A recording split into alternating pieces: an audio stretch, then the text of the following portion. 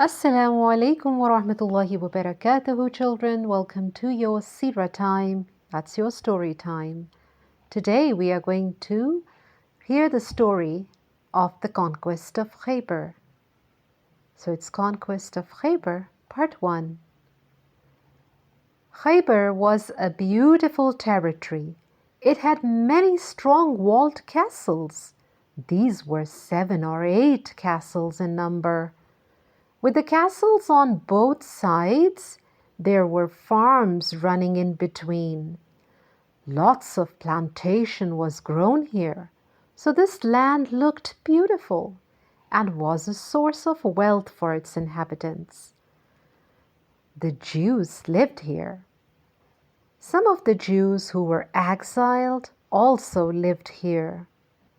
If you remember, every now and then, they encouraged others to attack the Muslims in Medina.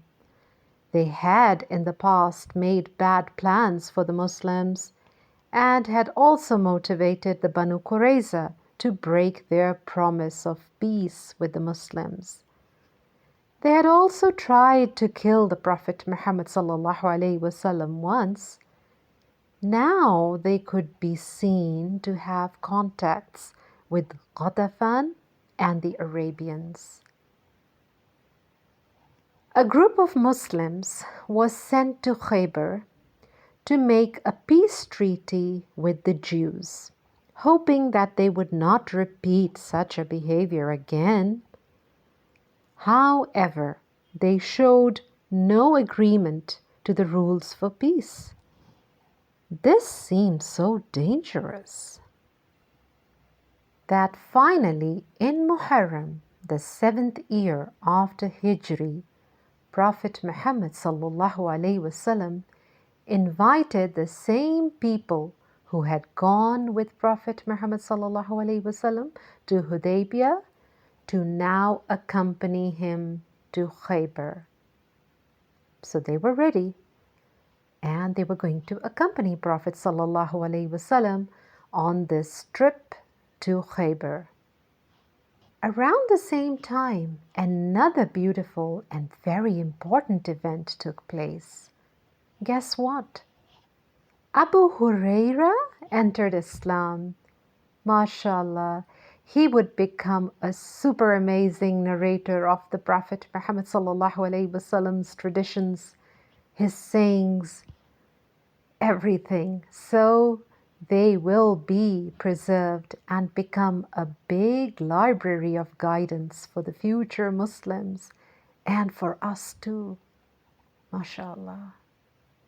Okay, let's get back to the Khaibar event again, right? So Prophet Muhammad ﷺ, along with his 1,400 companions, marched through the valley, passing the mountains. They encamped the night and decided to move to Khaibar the next day. They had little to eat, but they shared it with each other. And while all along, so many companions also learned the du'as that Prophet Muhammad ﷺ made, and then his companions also made. And this brought power. Great power of motivation to the Sahabas. They would take their prayer breaks till they had reached Khaibar outskirts.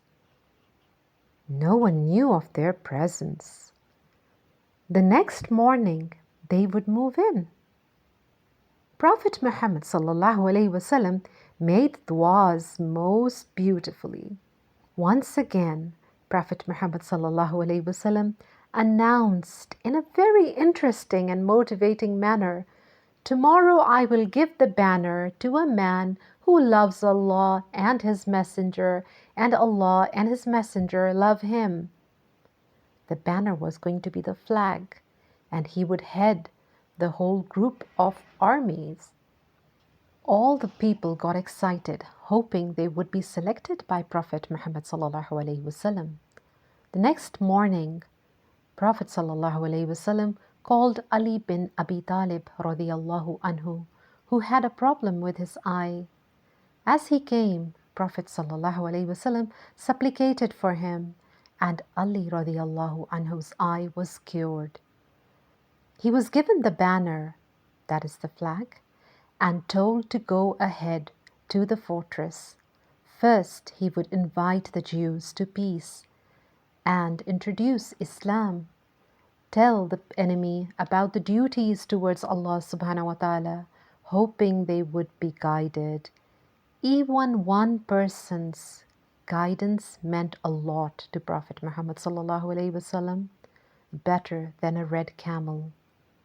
MashaAllah, Prophet sallallahu alaihi wasallam was always concerned about people, even if the person was an enemy. Ali radiallahu anhu followed the instructions and then called them to fight. Ali radiallahu anhu fought with extraordinary courage, and after 3 days' combat, the Jews abandoned their positions and went to the next fortress. The Muslims moved to the next fort or castle, and then to the next, taking all the fortresses one by one. The Muslims would surround them till they would surrender. Some Muslims and Jews were killed with the arrows in the air and the catapults being fired.